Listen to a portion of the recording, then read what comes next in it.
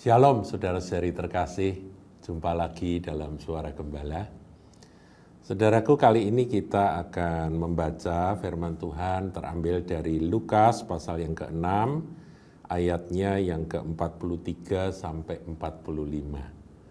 Saya akan bacakan, saudaraku.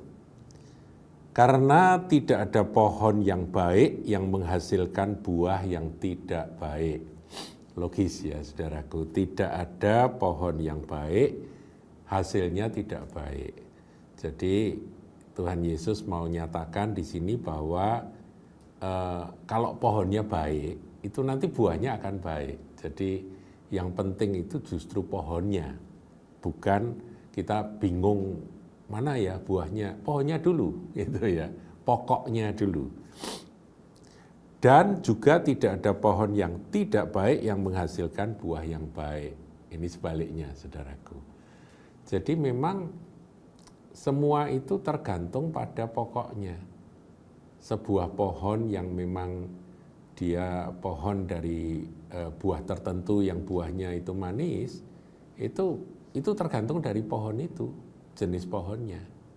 Gitu ya. Yang tidak baik juga dari jenis pohonnya. Artinya buah itu tergantung pada pokoknya atau pohonnya. Kemudian ayat 44, sebab setiap pohon dikenal pada buahnya. Karena dari semak duri orang tidak memetik buah ara. Dan dari duri-duri tidak memetik buah anggur. Ya enggak mungkin saudaraku, dari semak duri tiba-tiba muncul anggur, muncul ara, itu enggak mungkin. Ayat 45 lah, ini menarik saudaraku, karena Tuhan berbicara tentang pohon, kemudian buah. Nah, ketika Tuhan sampai pada kalimat berikut, yaitu ayat 45, di situ kita lihat apa yang dimaksud oleh Tuhan dengan buah tersebut. Orang yang baik, jadi orangnya itu baik, orangnya itu benar, mengeluarkan barang yang baik dari perbendaharaan hati yang baik. Jadi Tuhan bicara orang baik mengeluarkan barang yang baik dari sumber perbendaharaan hati atau sumber kehidupan dari orang tersebut yang juga baik. Jadi yang penting pusatnya, ya sumbernya. Jadi kayak bayangkan sebuah mata airnya itu mengeluarkan mata air yang jernih, air yang sehat, ya seperti itu, gitu ya. Airnya itu nanti bisa dimanfaatkan oleh orang lain, air yang baik, karena sumbernya baik, begitu ya. Dan orang yang jahat, sebaliknya, mengeluarkan barang yang jahat dari perbendaharaannya yang jahat. Ya, bayangkan saudaraku ya, tadi saya bilang tentang mata air. Mata airnya mata air keruh, beracun begitu ya, beracun.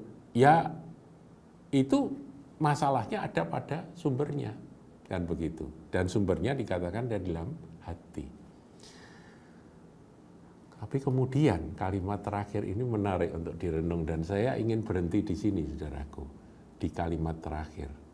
Baca sama-sama, saudara. Karena yang diucapkan mulutnya meluap dari hatinya. Di sini kita perlu waspada, saudaraku, bahwa Tuhan tidak memandang remeh akan apa yang terucap dari mulut manusia. Karena di sini pengajaran Tuhan itu tentang buah yang tergantung pada pokoknya, artinya ditentukan oleh pohonnya.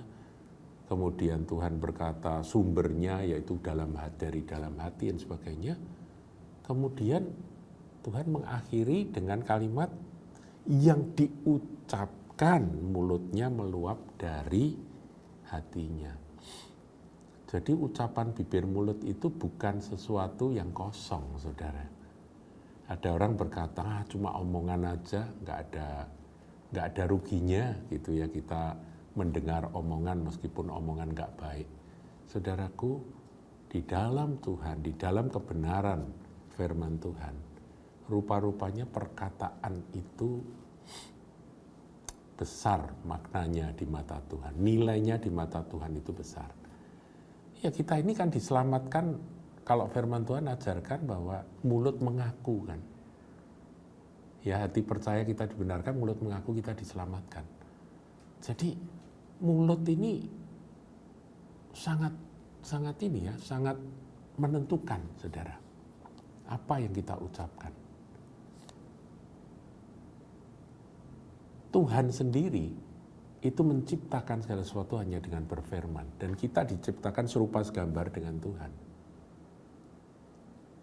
Jadi kita harus waspada dengan apa yang keluar dari bibir mulut kita. Tapi lebih waspada lagi, yaitu setelah mendengar pengajaran Tuhan ini, jaga hati. Karena dari situlah mengalir kehidupan, ya kan? Jadi dari hati yang terjaga, hati yang terus kita bawa kepada Tuhan, hati yang terus dikuduskan, disucikan, maka keluarnya itu juga murni dan bersih. Perkataan, saudara, ya, di situ kan, karena yang diucapkan mulutnya meluap dari hatinya. Nah, sekarang bagaimana kalau orang yang mulutnya itu manis tapi hatinya itu busuk? Pada waktunya nanti akan ketahuan, saudara. Itu yang palsu-palsu, ya. Yang palsu-palsu itu pada waktunya nanti akan nampak. Karena nggak mungkin orang bisa terus menjaga, memalsukan apa yang asli di dalam hati dengan sesuatu yang dia olah dengan pikirannya, dia coba membujuk dengan mulut manis gitu. Nanti tiba-tiba muncul racunnya, saudaraku. Pasti pencemaran racunnya itu nampak dari apa yang dia ucapkan. Sebab itu, saudaraku, kita sebagai anak-anak Tuhan, adakan waktu untuk mengizinkan Roh Kudus itu terus mengoreksi akan hati kita. Firman katakan, jagalah hatimu dengan segala kewaspadaan, karena dari situlah terpancar kehidupan. Jadi omong apa saja, saudaraku, itu kalau salah kita segera bertobat. Kalau keliru ngomong, kalau itu, aduh ternyata hatiku nggak beres. Begitu ya, sadari, saudaraku, ya, ternyata hatiku tidak baik. Segera datang pada Tuhan dengan rendah hati, kita minta ampun. Dan Tuhan dengan penuh kasih dan kemurahan akan meluruskan, mendidik, membimbing, dan akan menyempurnakan kita day by day. Tuhan Yesus berkati.